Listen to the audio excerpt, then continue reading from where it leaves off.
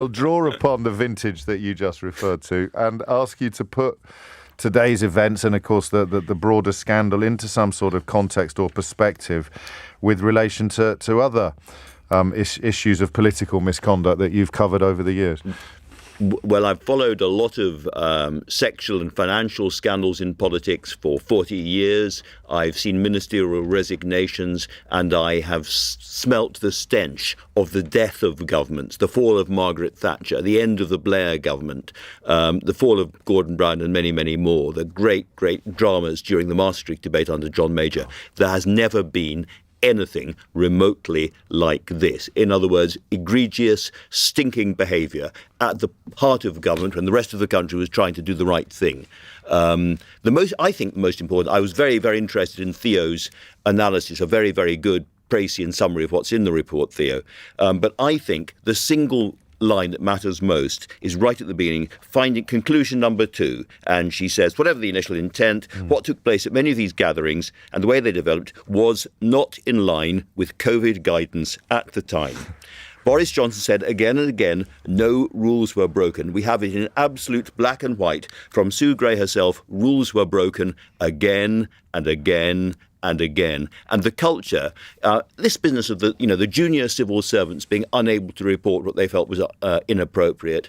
We heard yesterday about custodians who didn't like the look of these parties being mocked by people who were at the party. Yes. The culture is what I describe again as stinking. The likelihood of anything like this unfolding under any of the other prime ministers you've just mentioned. I know this is a bit of a counterfactual, but is there something unique about Downing Street in its current iteration, or could this fraying at the edges have become endemic under any other prime minister that you've reported on?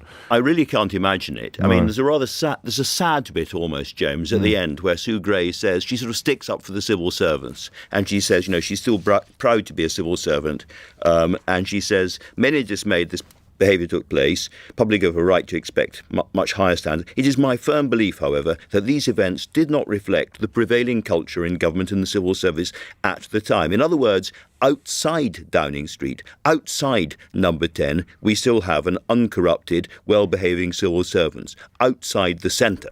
Now, Margaret Thatcher ran Number 10, ran the Downing Street machine with a rod of iron. She had very high standards. Everybody worked extremely hard. There was certainly no kind of drunkenness. Same thing, I would say, in a very different way with, Tony Blair. He had this sofa government, it was described, a bit too informal, call me Tony, and all the rest of it. But these were very, very hard-working, serious people doing their utmost. No, in answer to your question, I can't understand this. I can't believe this would have happened under any other regime that I've ever lived through. There's a sort of sense of contagion, isn't there? What? Yeah. I mean, 12:30 for the statement. PMQs will be interesting. I'll put you on the spot, actually. If you were Keir Starmer, what question would you ask at PMQs in 20 minutes' time? I would ask him, Prime Minister, when you told the House of Commons, and then give a series of dates, that no rules were broken, were you deliberately misleading us? Because we have this weird thing in our constitution that in the end, the only thing people have to resign for is deliberately misleading Parliament. And I think this goes to the Privileges Committee, which is going to be quite tough for him, I think. And I think that is the single lethal line of attack. Well, the Privilege Committee, I don't think starts for a fortnight, does it? I mean, so it'll start shortly after June the 6th. So there's more delay, more kicking of cans. So today will not signal the end of the saga, regardless of what transpires in the Commons later today. If you could just talk us through briefly the choreography of what happens next, Andrew. So we have Prime Minister's questions, which will be the theatrical confrontation where Keir Starmer is under huge pressure to land a serious blow. He hasn't had long to read this report, but frankly, he and his team have had enough time. They'll have gone to conclusions, they'll have looked at the photographs, and he will be prepared for that. That'll be probably the big dramatic moment. But after that, there will be a statement by the Prime Minister to the House of Commons giving his explanation of the whole thing. He may try and push the questions off during PMQs until that moment.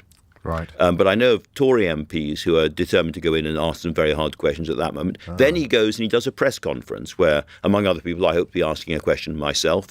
And no, I'm not going to tell you yet what it is because I haven't thought of it yet, just before you start. Fair enough.